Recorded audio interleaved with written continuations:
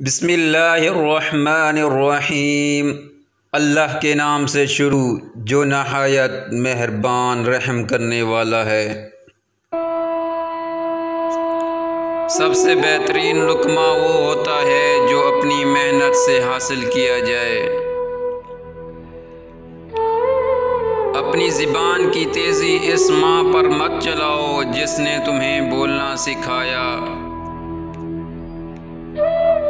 سب سے اچھی طلب اللہ کی طلب ہے اور سب سے اچھی یاد اللہ کی یاد ہے۔ سب کچھ کھونے کے بعد بھی اگر آپ کے اندر حوصلہ باقی ہے تو سمجھ لیجئے کہ ابھی آپ نے کچھ نہیں کھویا۔ کسی کا عیب تلاش کرنے والے کی مثال اس مکھی جیسی ہے جو سارا خوبصورت جسم چھوڑ کر صرف زخم پر بیٹھتی ہے۔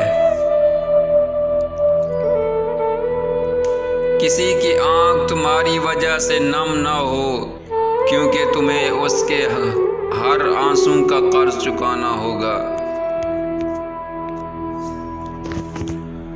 حضرت علی رضی اللہ عنہ نے فرمایا، لوگوں کو دعا کے لیے کہنے سے زیادہ بہتر ہے کہ ایسے عمل کرو کہ لوگوں کے دل سے آپ کے لیے دعا نکلے۔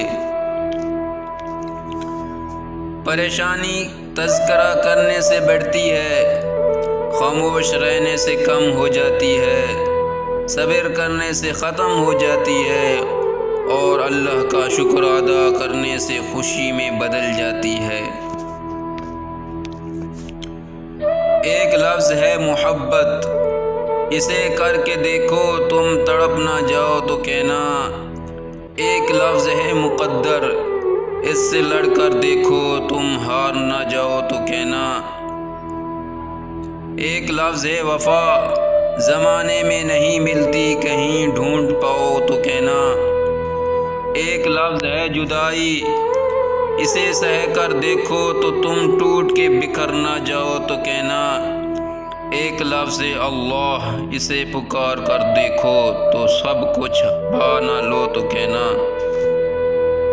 دوستی کرنا اتنا آسان ہے جیسے مٹی سے مٹی پر لکھنا، لیکن دوستی نبھانا اتنا مشکل ہے جیسے پانی سے پانی پر لکھنا۔ دنیا میں وہی لوگ سر بلند رہتے ہیں جو تکبر کے تاج کو دور پھینک دیتے ہیں۔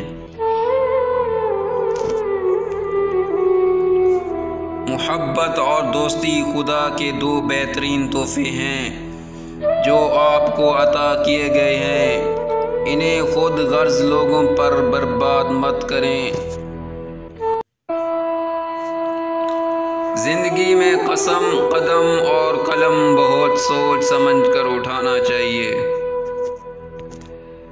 دل کے اندر اتنی جگہ پیدا کرو کہ تمہارے اس دل میں دوسروں کے راز سما جائیں۔ نئی بنیادیں وہی لوگ رکھ سکتے ہیں جو اس راز سے واقف ہوں کہ پرانی بنیادیں کیوں بیٹھ گئیں۔ انسان خوش رہنے کے لیے کماتا ہے اور کمانے کے لیے افسردہ رہتا ہو۔ نبی صلی اللہ علیہ وسلم نے فرمایا، لوگوں پر ایک ایسا زمانہ آئے گا کہ انسان کوئی پرواہ نہیں کرے گا کہ جو اس نے حاصل کیا ہے وہ حلال سے ہے یا حرام سے ہے۔ آپ کا ایک لفظ زخم بھی لگا سکتا ہے اور مرہم بھی بن سکتا ہے، اختیار آپ کے پاس ہے۔ رسول صلی اللہ علیہ وسلم نے فرمایا، اذان اور اقامت کے درمیان دعا رد نہیں ہوتی، لہٰذا دعا مانگا کرو۔ زندگی تب بہتر ہوتی ہے جب آپ خوش ہوتے ہیں، لیکن زندگی تب بہترین ہوتی ہے جب آپ کی وجہ سے کوئی دوسرا خوش ہوتا ہے۔ انسان تمام عمریں چیزوں کی خاطر خصوصی محنت کرتا ہے، ایک میرا نام اونچا ہو، دوسرا میرا لباس اچھا ہو، تیسرا مکان خوبصورت ہو، لیکن وفات ہوتے ہی تینوں چیزیں بدل جاتی ہیں۔ ایک نام مرحوم، دوسرا لباس کفن، تیسرا مکان قبر۔ اے انسان، تو کس چیز پر غرور کرتا ہے؟ اے ایمان والو، اللہ سے ڈر، اور اگر تم واقعی مومن ہو تو سود کا جو حصہ بھی کسی کے ذمے باقی رہ گیا ہو اسے چھوڑ دو۔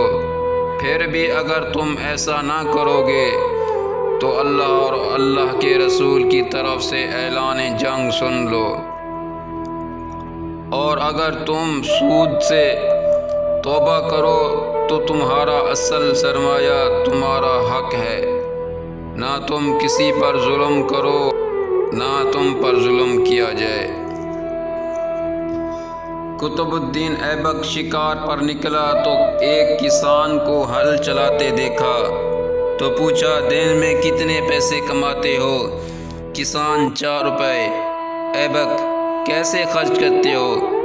کسان، 1 روپے خود پہ، 1 قرض دیتا ہوں، 1 قرض واپس کرتا ہوں، اور 1 کنویں میں پھینک دیتا ہوں۔ ایبک حیران ہوا اور کہا، میں تمہاری باتوں کا مطلب نہیں سمجھا۔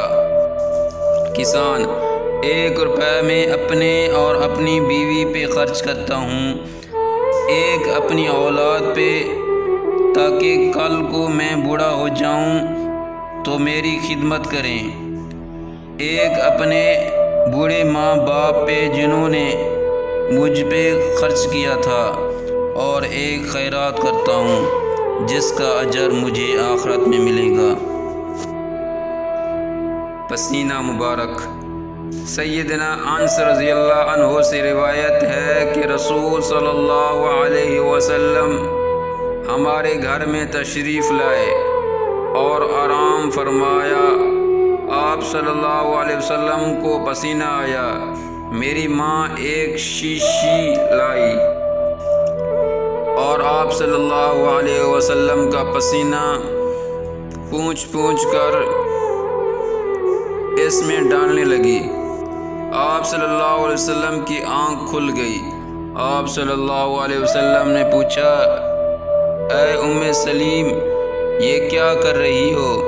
وہ بولی کہ آپ صلی اللہ علیہ وسلم کا پسینہ جس کو ہم اپنی خوشبو میں شامل کرتے ہیں، اور وہ سب سے بڑھ کر خود۔ 3 آدمی جنہیں اللہ تعالیٰ روز قیامت دیکھے گا بھی نہیں، ایک والدین کا نافرمان، دوسرا مستقل شراب پینے والا، تیسرا احسان جتانے والا۔ رسول صلی اللہ علیہ وسلم نے فرمایا، کثرت کے ساتھ اللہ تعالیٰ کے لیے سجدہ کیا کرو، بلا شبہ تم اللہ کے لیے 1 سجدہ کرو گے تو اللہ تعالیٰ اس کے بدلے تمہیں 1 درجے میں بلند کر دے گا اور تمہارا 1 گناہ معاف فرما دے گا۔ آنسو بہا اس دن پر جو تیری زندگی سے گزر گیا اور اس میں کوئی نیکی نہیں ہوئی۔ کوئی تمہارا دل دکھائے تو ناراض مت ہونا، کیونکہ قدرت کا قانون ہے، جس درخت کا پھل زیادہ میٹھا ہوتا ہے لوگ پتھر بھی اس کو مارتے ہیں۔ زندگی کی کتاب پڑھ کر صرف وہی لوگ کامیاب ہوتا ہے جن کی توجہ اگلے باب پر ہوتی ہے۔ وقت سب کو ملتا ہے زندگی بدلنے کے لیے، لیکن زندگی دوبارہ نہیں ملتی وقت بدلنے کے لیے۔ محنت اتنی خاموشی سے کرو کہ تمہاری کامیابی شور مچا دے۔